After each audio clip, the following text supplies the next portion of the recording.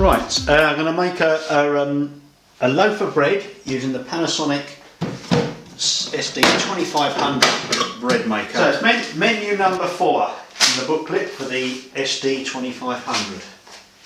So the first thing we're going to do is measure out our flour. Canadian very strong stone ground wholemeal and Canadian very strong white bread flour. White flour. So I'm going to have half and half. Set of scales, very cheap on eBay. Zero the scales with the house of father on it, and I want 200, let me just check the menu again. I want 200 grams of each type of flour. So we set to grams.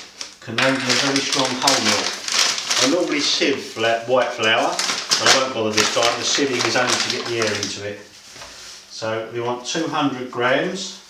There we are, 200. The only reason I do this is so that I can pre-mix it. Now the white flour, 200 grams. So that's the flour.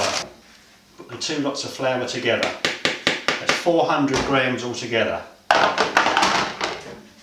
In there. Okay. Ordinary butter. I've got Sainsbury's unsalted as it happens. And I freeze it. I chop it up into bits and freeze it. You can turn the scales back on. I want half an ounce of butter. There we are, half an ounce of butter. Right, the other things we need. 1, 2, 3. Salt, ordinary table salt. 1 teaspoon. This is the measure. It's a teaspoon. That's a tablespoon.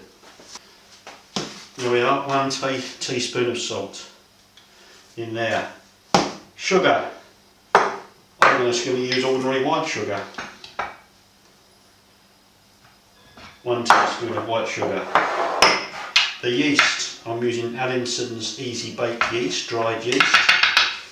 It says 3/4 teaspoon on the menu. I always put 1 teaspoon in for a medium loaf. That's the smallest loaf you can make, a medium loaf. And I always put 1 teaspoon in.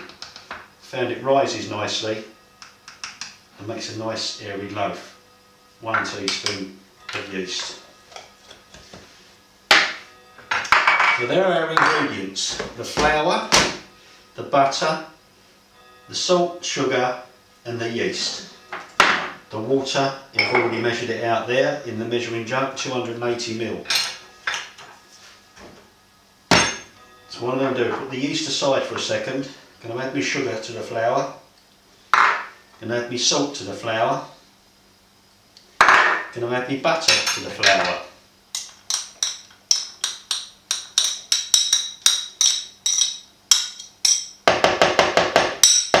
Now I've got it in a plastic mixing bowl. You don't have to do this. This is the way I do it. I'll put the lid on my mixing bowl and I'll just give it a pre-mix, just to mix it all up. Like that. Gives it a head start. And that's all mixed. Except for the yeast, which we'll come to in a second. So there's my mixture, all ready. What I'm going to do now is get my basin out of my bread maker.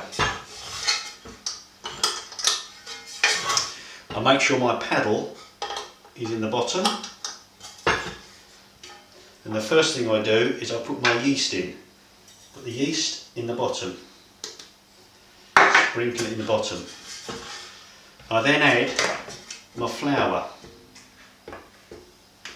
Pour the rest of the mixture on top. So that's all the dry mixture.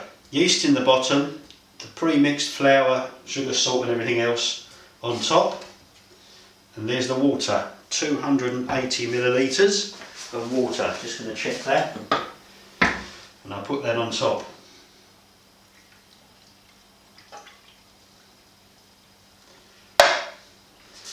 Over to the bread maker, and here's our mixture. I'm going to put it in. Right, turn just to lock it. Close down the lid, which is program number 4. program number 4. It's a medium size, so I select the size, medium. I want the timer, I want to add the time, I want it 6 hours time. So I press the up button to go to 6 hours, because this shows the elapsed time on here. My loaf will be ready in 6 hours time. I then press start. And the buzzer's just gone off, it's just finished baking. So I'm going to push stop. I can now switch my Panasonic off, and I'm going to take the loaf out. It's hot, of course, be aware of that. So you're going to want a cloth folded several times to lift it out. Just twist it, lift it out. And then I'm going to take this out. I'm just going to give it a tap on the board just to get it out. And there we are. There's the loaf. I'll put it on a rack so that it's cold.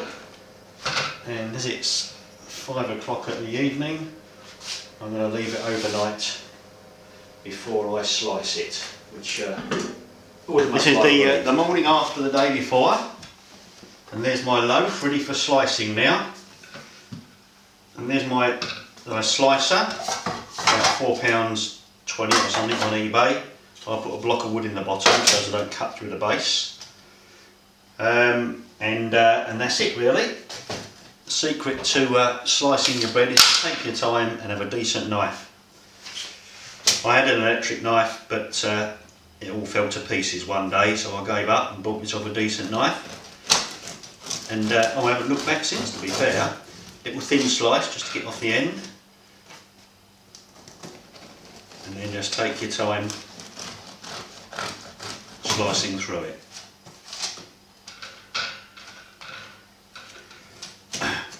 It is always best to leave it overnight to slice, because by then it's stiffened up a little bit. As everybody knows, slicing really new bread is difficult. Even in the bakers, when they have those slicers, sometimes they're reluctant to slice them if the loaves are still warm.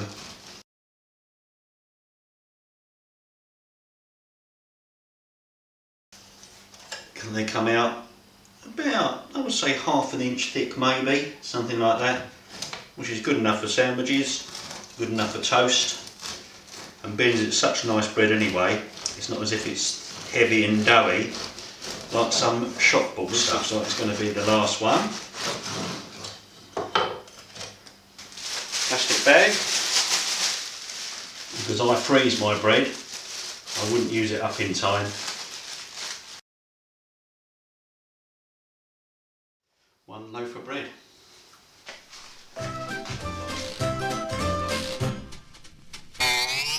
Right, said Fred, both of us together.